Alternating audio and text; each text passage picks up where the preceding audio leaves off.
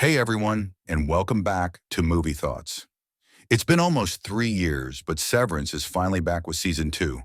Today we're diving deep into Episode 1, breaking down major reveals, hidden details, and theories on where this mind-bending show is headed. And by the way, I do plan on covering all of Season 1, so make sure to like and subscribe to stay updated. Season 2 picks up right where we left off, sort of. Mark's Innie arrives back at Lumen, immediately running to find Miss Casey, after discovering in Season 1 that she's actually his dead wife, Gemma. But here's where things get interesting. What felt like an instant for Mark was actually 5 months for the outside world, at least according to Milchek. And let's be real, we can't exactly trust what Lumen tells us.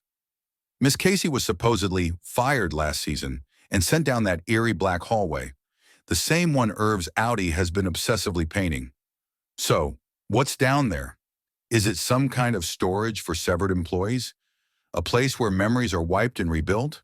Her file name, Cold Harbor, seems to hint at that.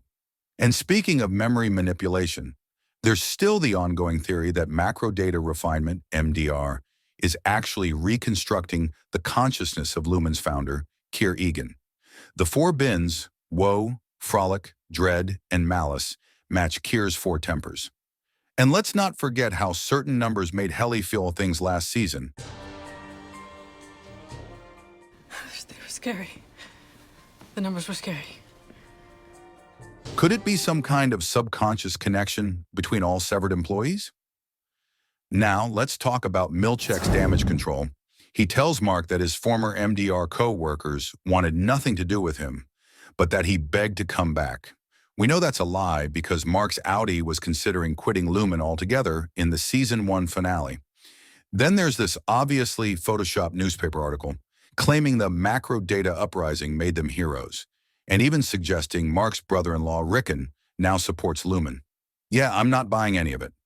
Oh, and did anyone else catch this creepy figure appearing behind Mark? Could it be Mr. Grainer? He died last season, but Miss Casey's supposed to be dead too, so who knows? Lumen has branches in 206 countries, which is funny because the UN recognizes only 195. So, where exactly are we? Mark returns to MDR, but his team has been replaced, including a woman named Huang, whose name means phoenix in Chinese, symbolizing rebirth. Could Lumen be experimenting on children? That would track with the Season 1 theory about them testing Severance on kids. Then things get really weird. After 20 minutes of setup, the episode practically resets. Mark's original team suddenly reappears with no explanation for why the new workers are gone, and they're given a choice to stay or leave, a choice they never had before.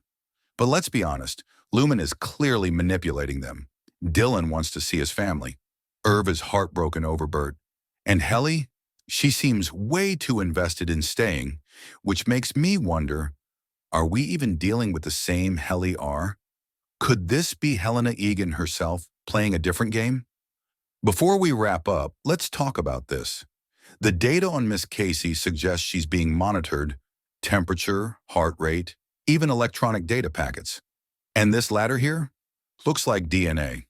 If Lumen is messing with memory transfer, could they also be experimenting with consciousness transfer? Now looking ahead, we have a ton of intriguing clues. Mark wakes up in the orientation room again, suggesting he's had his memory wiped multiple times. Cobel is back.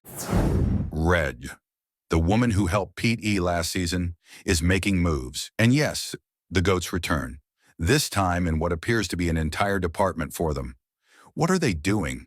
What does it mean? I need answers. So what do you think? Is Lumen secretly transferring consciousness? Is Helly still herself? And what's the deal with those damn goats? Drop your theories in the comments below, and don't forget to like and subscribe so you don't miss any of my upcoming breakdowns. Thanks for watching, and I'll see you next time.